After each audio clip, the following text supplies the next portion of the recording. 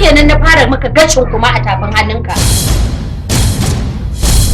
Ke ko da yake ban ga laifin ki ba, na fi ganin laifin mahaifi da kiki dabba wawa wanda bai san abin da yake ba. Lalle yau na fara ganin duniya. Living in a house with a serpent in it and nothing but death. Dan kuka mai jawo uwa jifa. Ɗanka ya je ya ebo ni, to ai an bar kari tun ranta ba ni. Idan ɗan naka ya zo, ka sa shi ya fito na bar gidan nan sai me? Ai ko yau kasuwa ta watse dan koli ya ci riba. Har za ki ga wannan magana?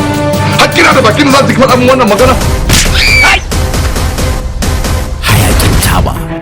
She chooses all people for enemy. They die, she wins. Little does she knows, nothing is permanent in this wicked world, not even our troubles. Gidan marayu ba ka ce? Insha Allah. Yanzu mun laifin takwas za ka rabar a gidan marayu? Hayakin Taba. Baka tsoron Allah. Kulliyomin baka da aiki sai dai ka zo ka dinga bata 'ya'yan mutane. Ka manta waye ce ni? Je ka ga masu arzikin da koda me suka cire a cikin dukiyarsu ba sa jin komai ya taɓa dukiyarsu.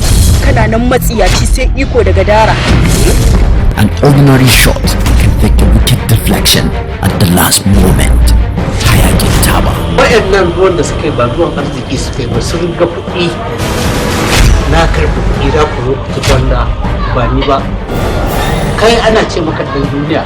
To dai wannan duniyar ce ta ishe ka riga da wando. Ka shiga cikinta.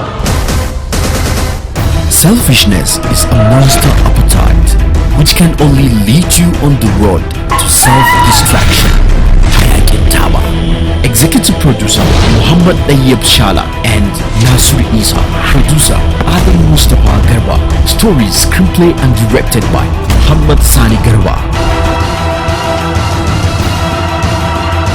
Indo tugguni da makircin mace rara. Yanzu ka kama ai makirci ma tukunna sai ka shiga duniya. Wannan rashin mutunci na rashin.